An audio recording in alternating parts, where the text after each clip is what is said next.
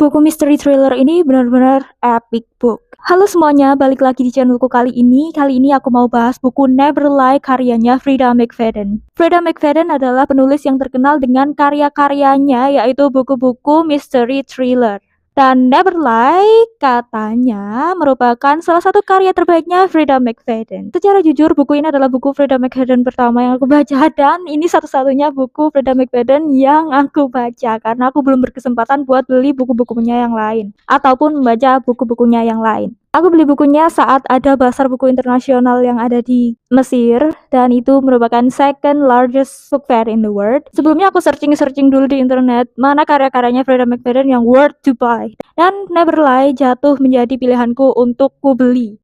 Overall, saat aku baca buku ini benar-benar wow. Bahkan di endingnya tuh memberikan kesan yang membekas dan aku masih ingat sampai sekarang. Itu cuma sebaris kalimat aja, tapi itu bikin aku ngerasa wah, aku masih belum bisa ngelupain tentang endingnya, padahal cuma dengan sebaris kalimat aja. Buku ini berkisah tentang sepasang suami istri yang lagi cek rumah karena mau pindah rumah. Sebagai pasangan suami istri, mereka tentunya ingin hunian yang perfect untuk mereka, dan ketemulah salah satu rumah yang itu affordable, tapi rumahnya tuh lumayan besar dan kayaknya nyaman buat ditinggalin oleh mereka berdua. Saat mereka lagi ngecek rumah yang mereka pilih, kayak survei rumah gitulah sebelum mereka pindah ke sana atau memutuskan untuk membeli rumah tersebut, keadaannya tuh lagi badai. Jadi mereka kayak semacam terjebak di rumah tersebut karena mereka nggak bisa pulang karena ada badai yang lagi terjadi di saat itu.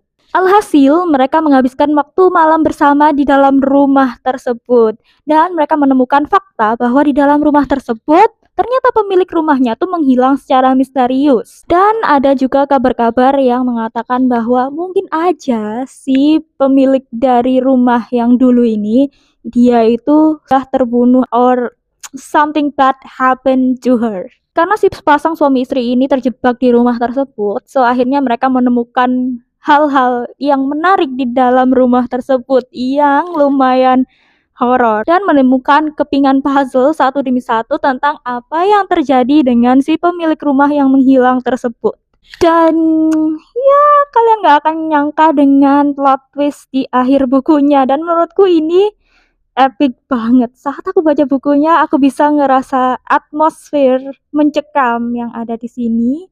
Kayak waktu mereka ngetemuin keanehan-keanehan yang ada di rumahnya, aku ikut ngerasa was-was gimana kalau aku berada di situ, apalagi kondisinya kan badai, dan juga letak dari rumah tersebut kayak agak terpencil gitu, agak jauhan dari tangga-tetangganya yang lain, dan mereka berdua terjebak di situ.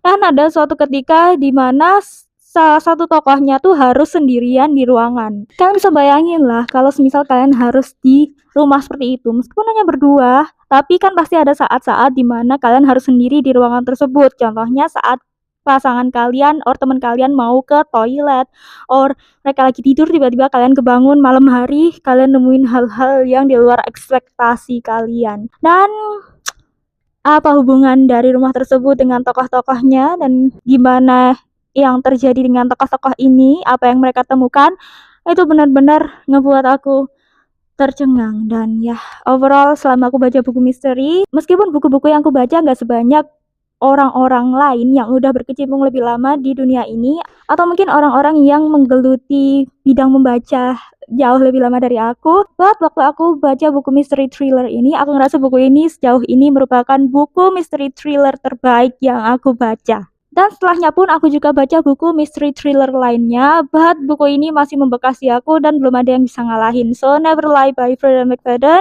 aku bakal kasih rating 5 dari 5 bintang buat buku ini. Keren. Oke, that's all yappingku kali ini tentang buku ini.